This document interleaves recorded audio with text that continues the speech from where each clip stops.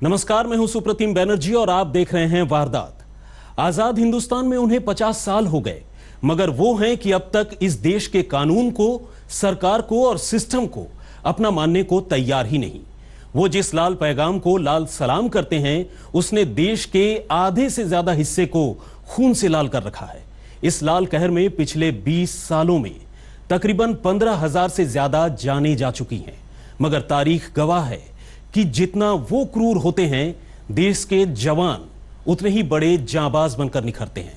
वरना 300 नक्सलियों के सामने महज 33 जवानों का जिगर देखिए कि जिन्होंने न तो हार मानी और न ही नक्सलियों को अपने सामने टिकने दिया।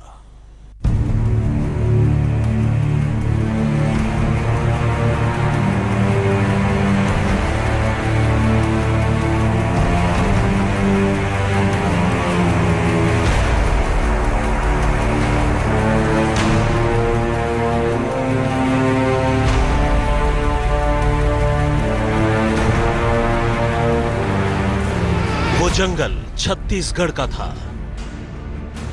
और झाड़ियां भी उसी जंगल की थी, जिसके पीछे छुपकर 300 नक्सली भेड़ियों की शक्ल में हमारे जवानों पर हमला कर रहे थे। न मालूम गांव वालों को उन्होंने लालच दिया था या डराया था, मगर वो भी उनके साथ थे। कुल मिलाकर तैयारी तो पूरी की गई थी कि एक ही झटके में सीआरपीएफ की पूरी टुकड़ी को ही मार डाला जाए, मगर न जाने क्यों हर बार ये नक्सली भूल जाते हैं कि हमारे देश का एक एक जवान जवान नहीं, शेर है, जिसके सामने भेड़िए टिकते नहीं, भाग जाते हैं। और इस बार तो शेरों की इस टोली में एक सवा शेर भी आया था।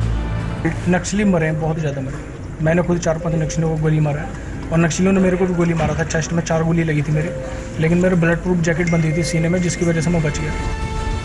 33 जवानों की सीआरपीएफ की टुकड़ी पर 300 नक्सलियों के साथ गांव वालों ने मिलकर AK-47, इंसास राइफल और बेहद एडवांस्ड हथियारों से धावा बोला। जांबाज जवानों ने जी भरकर जंग लड़ी, मगर चारों तरफ से घिर चुके जवान एक एक कर शहीद होने लगे। तब इस सवा शेर ने मोर्चा संभाला और सीने पर 4-4 गोलियां झेलने के बाद भी बड़ी बहादुरी से इसने न सिर्फ नक्सलियों पर पलटवार किया, बल्कि अपने घायल साथियों को भी बचाया। बाकी जो जवान घायल थे मेरे साथी, उनको उठा के मैं मोबाइल बंकर में लेके आ रहा था कंधे पे, तो जब गोलियां लगी मेरे सीने पे तो मैं गिर गया जमीन में।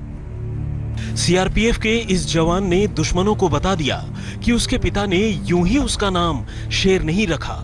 जी हां, शेर, यही नाम है सीआरपीएफ के इस जांबाज जवान का, जिसने देश के दुश्मनों को नाको चने चबाने पर मजबूर कर दिया। शेर मोहम्मद, पिता नूर मोहम्मद फौजी, चाचा अब्दुल सलाम फौजी, भाई मुबारक अली इंस्पेक्टर। देशभक्ति और जांबाजी तो इस शेर को विरासत में मिली है, और ऐसा कैसे हो सकता था कि देश पर वक्त पड़े और देश का ये शेर दुश्मनों के सामने घुटने टेक दे। ये लड़ा, जी भर के लड़ा, इस बात की परवाह किए बगैर कि जिनसे ये लड़ रहा है वो न सिर्फ तादाद में ज्यादा हैं, बल्कि वो उनके मददगारों से भी घिरा है। 300 की स्ट्रेंथ थी नक्सलियों की, और उसके बीच में गांव वाले भी मिले हुए थे, ग्रामीण भी मिले हुए थे। तो लगभग सभी ने मिलकर हमारे ऊपर अटैक किया है, और सभी के पास ऑटोमेटिक वेपन थे, ऑटोमेटिक हथियार, जो कि AK-47 SLR इंसास राइफल है, उस हथियार से हमारे ऊपर फायर किया है। मगर देशभक्ति का जज्बा देखिए, जोश में भी इसने होश नहीं खोया। गांव वाले भले देश के दुश्मनों का साथ दे रहे हों, मगर जो सबक सीआरपीएफ ने इसे सिखाया वो उसे ऐसे मुश्किल वक्त में भी याद रहा। अपनी जान भले खतरे में हो, मगर इस शेर ने गांव वालों पर गोलियां नहीं चलाई। कोटापाल गांव है, वो लोग नक्सलियों का मदद किए हैं, और गांव वाले के ऊपर हमने गोली चलाई नहीं, क्योंकि ये ग्रामीण है, और उसी वजह से हम लोग धोखा खाए हैं। गांव वाले नक्सलियों के साथ में मिले हुए हैं। सितम देखिए कि देश ने जिन सीआरपीएफ के 25 जवानों को खो दिया, वो इन्हीं गांव वालों के बेहतर मुस्तकबिल के लिए दुर्गपाल से जरगुंडा तक बन रही वही रोड के निर्माण की निगरानी कर रहे थे। और ऐसा आरोप है कि इन्हीं गांव वालों ने नक्सलियों का साथ दिया या फिर नक्सलियों की ढाल बनी। हमारे बाहर सुकमा डिस्ट्रिक्ट में, जो कि चिंतागोपा पीएस में पड़ता है, तो वहाँ पे सड़क निर्माण का काम चल रहा था। वहाँ पे नक्सलियों ने लगभग दोपहर 12 बजे हमारे ऊपर अम्बुश किया है। उनका हमने भी मुंह तोड़ जवाब दिया। गांव वाले भी हथियार थे, गांव वाले के हाथ में लेडीज़ भी थी, और गांव वाले ही नक्सली हैं। गांव वाले ही नक्सली, हम लोग धोखा खा के गांव वाले ही नक्सली नहीं है। गांव वाले के हाथ में भी AK-47, जिन्होंने हमारे ऊपर एनकाउंटर किया है, गोली हमारी जवानों को। भारत में रहते हुए भी इन नक्सलियों को कबूल नहीं कि सरकार का दखल इन जंगलों में हो, और जब जब ऐसा होता है तब तब वो झाड़ियों के पीछे से छिपकर हमला करते हैं। मगर बार बार ये भूल जाते हैं कि इन भेड़ियों के लिए हमारी सेना के पास भी शेर मोहम्मद जैसे शेर और सवा शेर मौजूद हैं, जो जान तो देंगे मगर दुश्मनों से हार नहीं मानेंगे।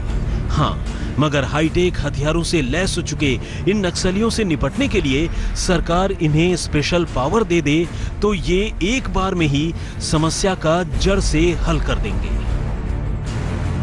ग्रामीण सर AK-47 थी ग्रामीण के हाथ में भी। AK-47 SLR ऑटोमेटिक वेपन थे ग्रामीण के पास भी, और उसमें महिला नक्सली भी थी, और जो मिलिट्री दल है नक्सलियों का वो भी था। तो मैं ये चाहता हूँ माननीय प्रधानमंत्री जी से और गृह मंत्री राजनाथ सिंह जी से कि यहाँ पे पावर एक्ट हमारे को दिया जाए कि बीच में कोई हमारे बीच में दखलंदाजी ना कर सके। गांव वाले बहुत ज़्यादा नक्सलियों से मिले हुए हैं और उन्हीं के चक्कर में हम लोग धोखा खाएंगे। सोमवार को झाड़ियों में छिपकर इन नक्सलियों ने हमला तब किया जब निगरानी के बाद दोपहर के वक्त CRPF की ये टुकड़ी खाना खाने की तैयारी कर रही थी। सुबह सर हम लोग सुबह 5 बजे निकले थे। पैक लंच ब्रेकफास्ट किया हमने बेस कैंप के अंदर, और पैक लंच लेके हम लोग निकले हुए थे। तो सड़क निर्माण का काम चल रहा है, तो उसका प्रोटेक्शन की ड्यूटी CRPF के ऊपर ही है। तो वहाँ पे प्राइवेट लेबर काम कर रही थी, हमने ROP लगा के हम लोग काम करा रहे थे प्राइवेट लेबर से। तो लगभग दोपहर 1 बजे नक्सलियों ने पहले गांव वालों को भेजा हमारी लोकेशन चेक करने के लिए। वो गाय भैंस चराने के लिए आए नक्सली, सिविल कपड़ों में, हथियार नहीं था उनके पास। तो हम लोग उन्हीं को देख के धोखा खा गए। वो बाद में पहले उन्होंने हमारी लोकेशन चेक करी गाय भैंस चराते हुए, और उसके बाद में वो लगभग 15-20 मिनट के बाद ही ब्लैक डांगरी में, ब्लैक यूनिफॉर्म में नक्सल दिख रहे हमारे को। फिर हमने उनको गोली मारा। उन्होंने फर्स्ट फायर किया, हमने सेकंड में फायर किया अपना बचाव करने के लिए। तो काफी देर, लगभग 1.5-2 घंटे एनकाउंटर हुआ नक्सलियों से हमारा, जिसमें हमारे भी जवान घायल हुए हैं, और नक्सली भी मैंने खुद 4-5 को गोली मारा चेस्ट में। घंटों चली इस खूनी जंग में 300 नक्सलियों और गांव वालों का मुकाबला कर रहे महज 33 CRPF के जवान कमजोर तब पड़े जब गांव वाले नक्सलियों की ढाल बनकर खड़े हो गए। ऐसे में CRPF के जवानों ने सिर्फ गांव वालों पर फायरिंग करने से बचने के लिए अपने हाथ रोक लिए, बल्कि खुद उन्हीं के लिए अपने सीने पर गोली खा ली जो उनकी मौत का परवाना लेकर आए थे। सूचना हमारे पास कुछ नहीं आई थी। सूचना यही थी कि कभी भी कुछ भी हो सकता है, इलाका ज़्यादा डेंजर है, चौकन्ना रहना। तो हम लोग पहले से ही चौकन्ना थे, लेकिन गांव वाले बीच में आए हैं, जो बुरकापाल गांव है चिंतागोपा PS के पास में, उन गांव वालों ने भी उनका साथ दिया नक्सलियों का। तो गांव वालों को कैसे मारे, उनके हाथ में पहले हथियार नहीं थे, लास्ट में वो भी हमारे को गोलियां मारे गाँव वाले भी। मौत के मुंह से तो शेर मोहम्मद खुद भी बचाए और अपने कई साथियों को भी बचा लाए, लेकिन अपने जिन साथियों को शेर मोहम्मद ने खोया है उसका बदला लेने के लिए इनकी भुजाएं फड़क रही हैं।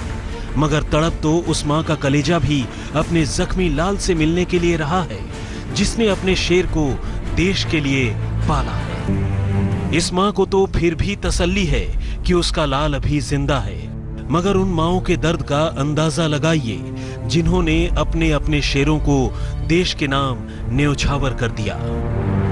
रायपुर से सुनील नामदेव के साथ आज तक ब्यूरो।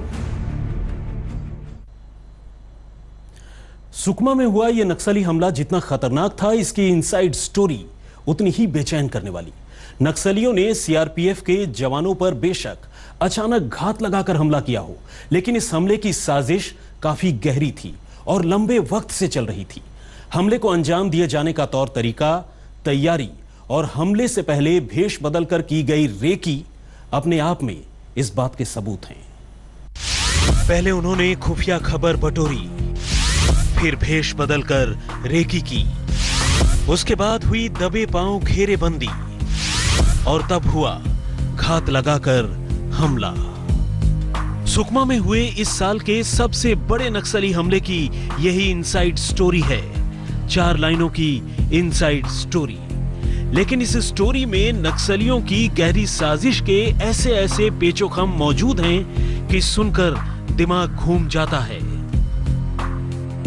क्या आप यकीन करेंगे कि सुकमा में जिन गांव वालों को बेकसूर समझकर बचाने के चक्कर में सीआरपीएफ के जवानों ने अपनी अपनी बंदूकों के ट्रिगर से हाथ हटा लिए, वही गांव वाले सीआरपीएफ के जवानों पर हुए हमले की साजिश में शामिल थे, जिन्होंने ऊपर से तो अपने चेहरे पर मासूमियत का लबादा ओढ़ रखा था, लेकिन अंदर से इस साजिश में नक्सलियों का साथ दे रहे थे।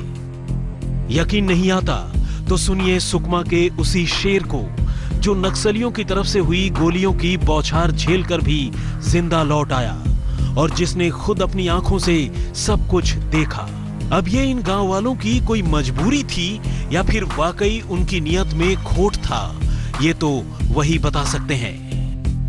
गांव वाले नक्सली, हम लोग धोखा खा के गांव वाले नक्सली नहीं है। गांव वाले के हाथ में भी AK-47 जिन्होंने हमारे ऊपर एनकाउंटर किया है, गोलियां मारी जवानों को। सीआरपीएफ के जवान सुकमा में सड़क निर्माण की देखरेख कर रहे हैं। निर्माण में लगे मजदूरों की हिफाजत का काम उनके जिम्मे है। सोमवार को वो 3 टुकड़ियों में इस काम के लिए निकले थे। तीनों टुकड़ियां अलग अलग दिशाओं में गई थी, जहां खुफिया जानकारी लेने के बाद नक्सली घात लगाकर बैठे थे और बुरकापाल गांव के पास नक्सलियों ने सीआरपीएफ पर हमला कर दिया। असल में सीआरपीएफ 74 बटालियन की ये टुकड़ी जब बीच रास्ते पर लंच के लिए रुकी, तब पहले तो मवेशी चराने के बहाने कुछ लोगों ने उनकी रेकी की और फिर उनके लौटते ही करीब 33 जवानों की इस टुकड़ी को 300 नक्सलियों ने घेर लिया और इंसास राइफलों से अंधाधुंध फायरिंग शुरू कर दी। हालांकि सीआरपीएफ ने भी जवाबी कार्रवाई की और मुठभेड़ करीब 1.5 घंटे तक चली, लेकिन गांव वालों के साथ होने की वजह से सीआरपीएफ को फायरिंग रोकनी पड़ी। नक्सलियों ने करीब 50 महिलाओं और बच्चों का ढाल की तरह इस्तेमाल किया। जवानों को चारों ओर से घेरकर 3 रॉकेट लॉन्चरों से हमला किया गया। वो हैंडमेड ग्रेनेड से भी हमले कर रहे थे। हमलावरों में 50 महिला नक्सली भी शामिल थीं।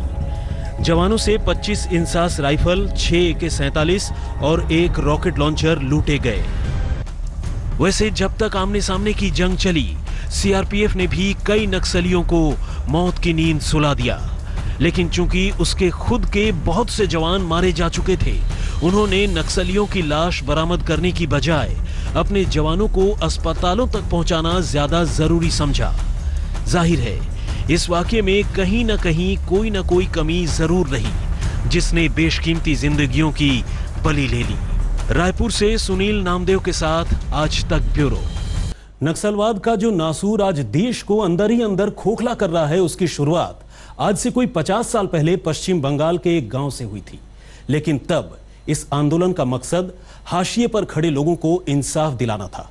वक्त गुजरा, लोग बदले और धीरे धीरे इंसाफ की यह लड़ाई उगाही और आतंकवाद के गोरख धंधे में तब्दील हो गई।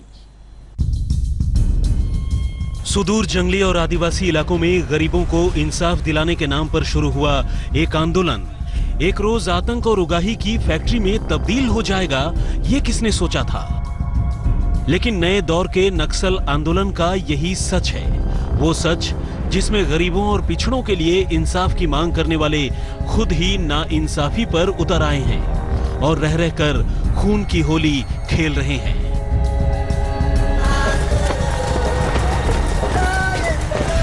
नक्सलवाद का ये नासूर हिंदुस्तान पर कितना भारी है, इसका अंदाजा इसी बात से लगाया जा सकता है कि पिछले करीब 20 सालों में इस आंदोलन ने 15,000 से ज्यादा लोगों की जिंदगी छीन ली है और ये सिलसिला अब भी जारी है।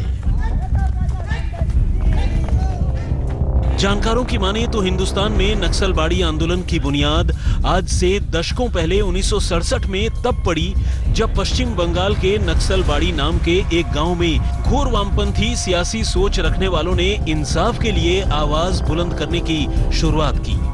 पहले पहल तो ये आंदोलन पश्चिम बंगाल की हद तक ही सिमटा रहा, लेकिन फिर धीरे धीरे ऐसा फैला कि आज पूरे भारत के 10 राज्य इसकी चपेट में हैं।